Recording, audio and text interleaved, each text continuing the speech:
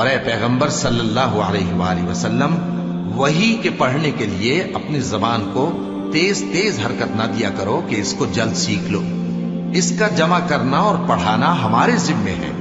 سو جب ہم اسے پڑھا کریں تو تم اس کو سنا کرو اور پھر اسی طرح پڑھا کرو۔ پھر اس کے معانی کا بیان بھی ہمارے ذمے ہے، مگر لوگو تم دنیا کو دوست رکھتے ہو اور آخرت کو چھوڑے دیتے ہو۔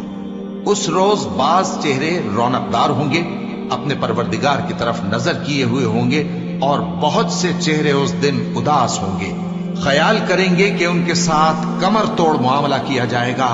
ہاں، جب جان گلے تک پہنچ جائے اور لوگ کہنے لگیں اس وقت کون جھاڑ پھونک کرنے والا ہے، اور اس جاں بلب نے سمجھا کہ اب جدائی کا وقت ہے اور پنڈلی سے پنڈلی لپٹ جائے، اس دن تجھ کو اپنے پروردگار کی طرف کھینچے چلے چلنا ہے۔ پھر ایسا